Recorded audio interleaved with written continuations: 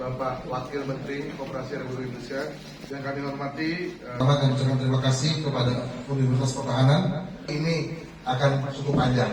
Jadi mungkin itu Wakil Menteri Koperasi Republik Indonesia, Bapak Dr. Ferry Juliantono SEAK MSI. Dan di dalam bukunya ini juga menceritakan tentang bagaimana hubungan koperasi sebagai lokomotif pertumbuhan ekonomi dan kaitannya dengan strategi pertahanan keamanan nasional.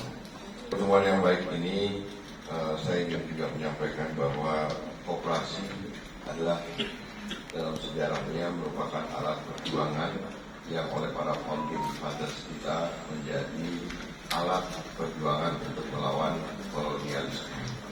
Bung Hatta pada saat itu belajar bersama mahasiswa-mahasiswa Indonesia yang ada di Eropa, kemudian memikirkan alat perjuangan apa yang bisa, alat perjuangan ekonomi tentunya, yang bisa digunakan oleh masyarakat Indonesia untuk mandiri dan bisa bersaing dengan kekuatan dari kolonialisme pada saat itu. Dan kebetulan Bung Hatta dan tokoh-tokoh Indonesia belajar di Eropa, mereka mempelajari koperasi-koperasi di negara-negara, terutama di Skandinavia.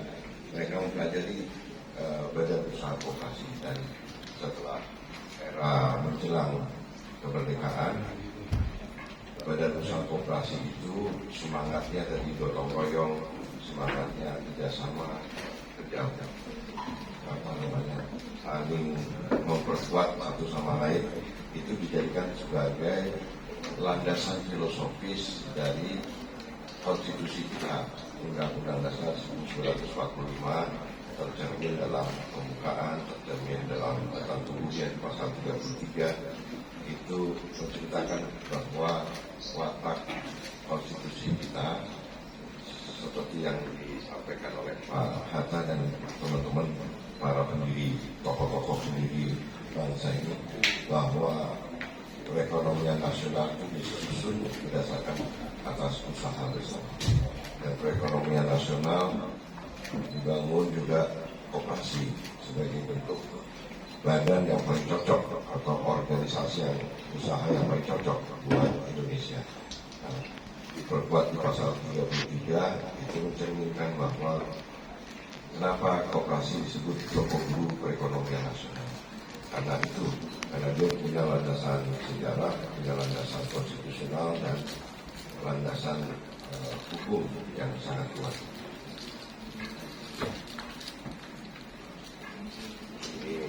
Koperasi mendapatkan tempat sangat dihormati di sebuah lembaga Universitas Pertahanan yang menurut pendapat saya ini untuk pertama kalinya saya sebagai Wakil Menteri Koperasi mewakili insan koperasi mendapat kehormatan, diberi panggung, diberi forum di Universitas Pertahanan.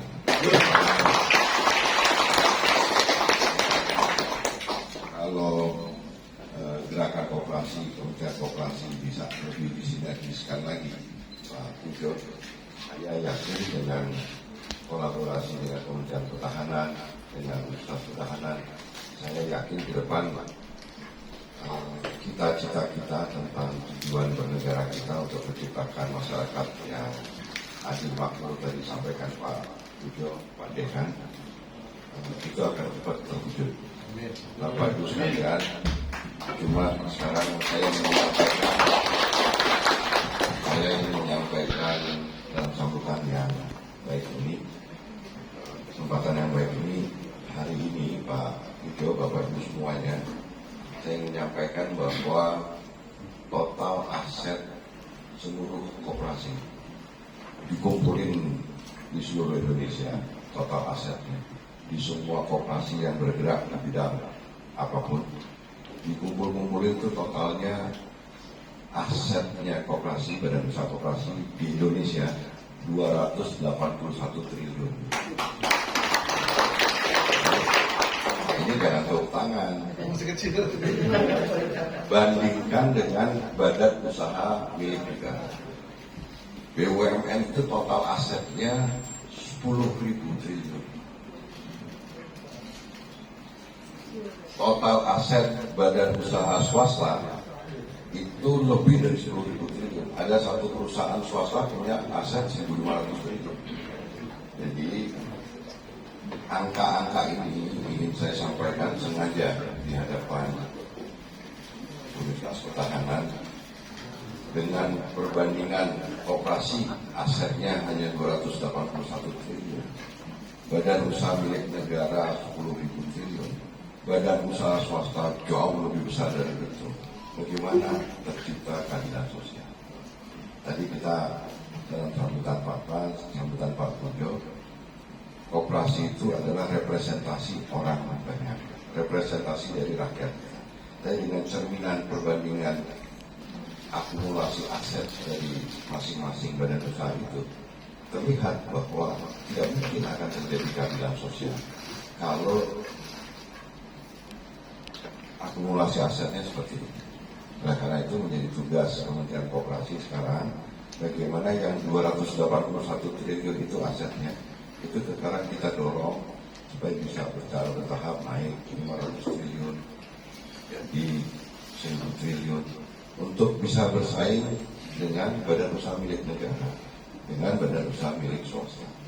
Jadi Pak Pujo, kalau badan usaha milik swasta lebih dari 10.000 triliun, konstitusinya bukan begini. Bunyinya adalah perekonomian nasional disusun atas usaha sendiri-sendiri dan individu. Jadi inilah sebenarnya penting masalah koperasi dengan pertahanan keamanan, karena memang makin jauh hubungan koperasi dengan pertahanan itu banyak yang senang, Pak. Saya mengharapkan pertemuan hari ini itu bisa menjadi cikal bakal bagaimana pertahanan keamanan itu bisa terwujud dalam bagaimana menguatnya badan usaha koperasi di Indonesia. Mungkin itu yang dapat saya sampaikan dalam sambutan saya, nanti bisa kita tindak lanjuti diteruskan di acara diskusinya ya Pak.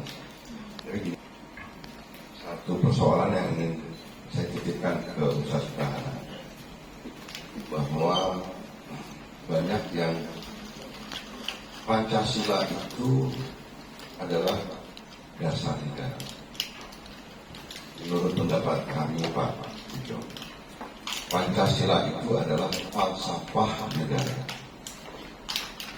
yang terdiri dari 4 dasar negara, sila pertama sampai dengan sila keempat, dan berisi 1 tujuan negara, sila kelima, keadilan sosial bagi seluruh rakyat Indonesia.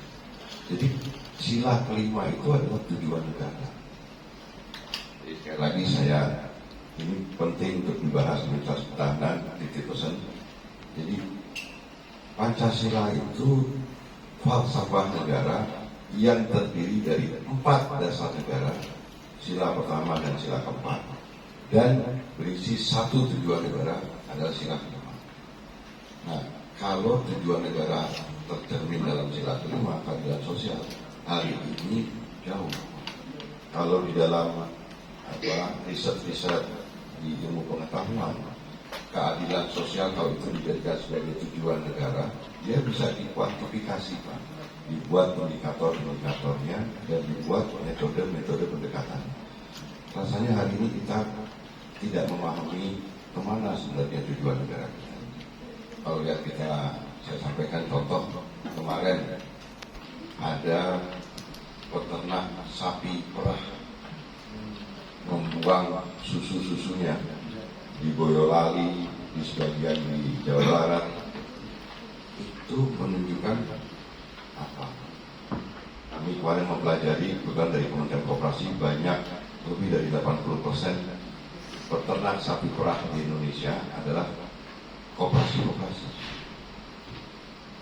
Tapi apa yang terjadi saat ini, Indonesia impor susu, baik bubuk dan yang lain-lainnya, itu 4 juta ton setiap tahun.